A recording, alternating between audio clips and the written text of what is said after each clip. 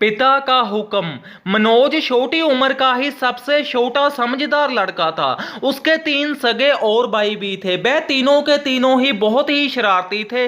पिता की बात सुनते ही नहीं थे। उन पर पिता की बात का कोई असर होता ही नहीं था।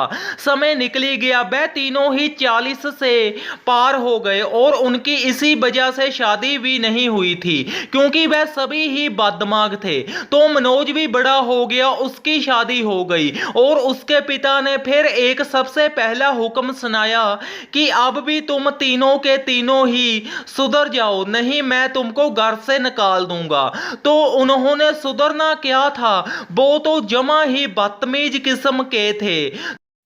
तो फिर पिता ने उनको घर से निकलने को कहा, तो वो पहले तो निकलते ही नहीं है, मगर जब उन पर दबका बजा तो वो निकल गए और फिर घर को लौटने जोगे ना बचे।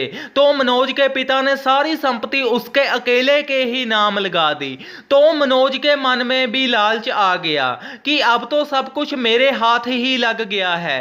तो उसने सोचा मैंने काम कर कर लेना ही क्या है, क्यों ना बेहला बैठकर ही काम चलाया जाए। तो वो काम से हट जाता है और बेला बैठकर खाना हिल जाता है। जब एक दिन वह काम पर नहीं जाता तो उसका पिता उसे कुछ भी नहीं कहता कि चलो कोई नहीं, आज जी नहीं कर रहा होगा। तो दूसरे दिन जब वह फिर ना गया तो उसके पिता ने उसे अपने पास बुलाया और पूछा कि आज तुम नहीं गए, क्यों बताओ। तो वह बहाना लगाकर टाल देता है और बोलता है कि मैं कल को जरूर जाऊंगा। तो कल भी आ जाती है और वह घर से तो जाता है मगर काम पर नहीं जाता, बाहर ही कंप्यूटर सेंटर में बैठकर घर आ जाता है।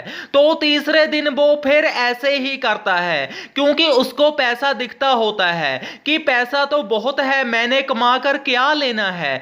ऐसे ही कई दिन वह जाता ही नहीं है। तो काम वाला उसके पिता को फोन कर देता है कि तुम्हारा बेटा तो काम पर आता ही नहीं है, मैं अब उसको काम पर कभी भी नहीं रखूंगा।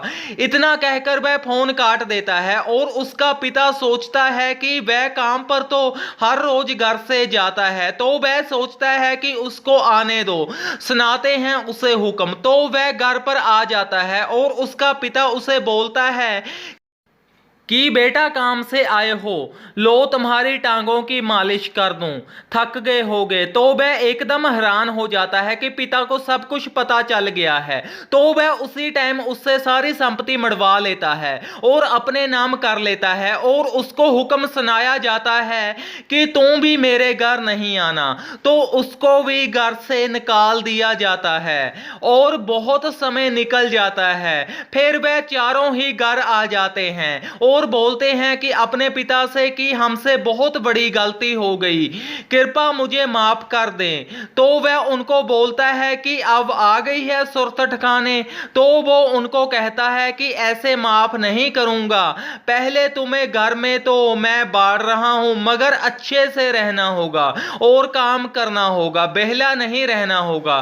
तो वह घर आ जाते हैं और अच्छे से मन लगाकर काम करते हैं और उसका पिता फिर उनको हुक्म सुनाता है कि ये सारी संपत्ति तुम चारों की ही है, पर अभी भी बांटता नहीं है, कुछ समय देखता है और फिर बांट भी देता है। वह मन लगाकर काम कर ही जाते हैं और हुक्म मान ही लेते हैं। इस कहानी से हमें ये शिक्षा मिलती है कि पिता का हुक्म मानना ही पड़ता है। जैसे कि इस कहानी में आप देखिए कि तीन को तो आप रहने दो, तीन तो पहले दिन से ही अजड ही थे, मगर फिर चौथा भी वैसा ही हो गया। फिर जब उसे बाहर निकाला गया तो बाकी के तीनों भी ठीक हो गए और हुक्म उनको मानना ही पड़ा। हुक्म रब का भी मानना ही पड़ता है।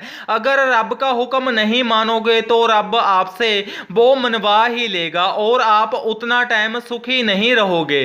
धन्यवाद। इस कहानी को ज्यादा से ज्यादा शेयर करें। अगर आप चैनल पर नए हो तो चैनल को सब्सक्राइब जरूर करें। सब्सक्राइब के साथ बेल आइकन भी प्रेस करें ताकि आपको हर वीडियो का नोटिफिकेशन सबसे पहले मिल सके। और कहानी को ज़्यादा से ज़्यादा शेयर करें और चैनल को ज़्यादा से ज़्यादा सब्सक्राइब करें। Thank you.